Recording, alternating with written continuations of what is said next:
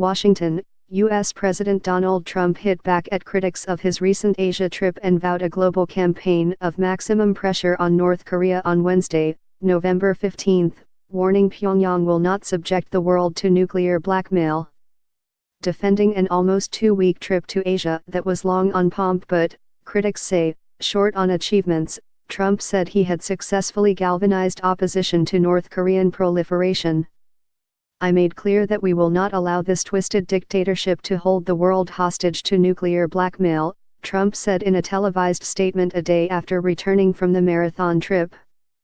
During the 25-minute address, Trump repeatedly reached for a bottle of water and appeared worn by the long journey that took in Hawaii, South Korea, Japan, China, Vietnam, and the Philippines.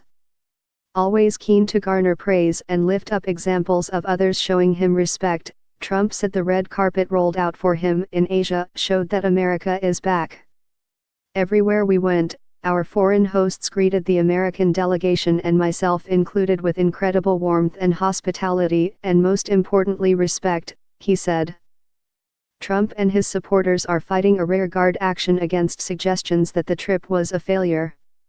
They pointing to a series of Asian investments in the United States and the release of 3 U.S. basketball players on Chinese shoplifting charges, after presidential intervention, as evidence it was a success.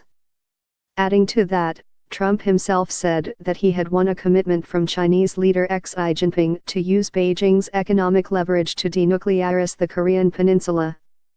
It was not clear if that went beyond Chinese implementation of existing UN Security Council resolutions against Pyongyang.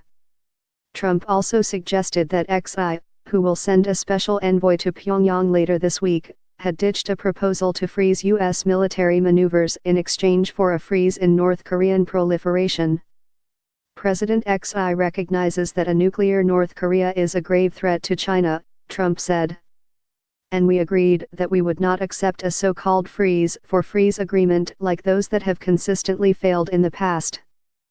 There was no immediate confirmation of what would be a significant shift in Chinese policy from Beijing's embassy in Washington.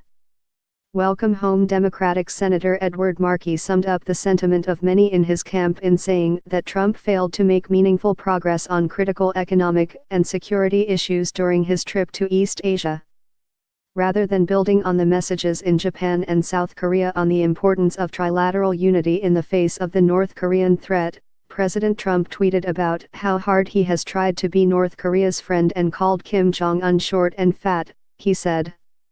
Aside the furor over Trump tweets, his visit also saw 11 Asian allies announce they would press ahead with a free trade agreement known as the Trans-Pacific Partnership. That was seen as a diplomatic slap in the face and evidence that the world was looking beyond America's mercurial and nationalistic current leadership. "The U.S. is out of the game," said Nate Olson of the Stimson Center.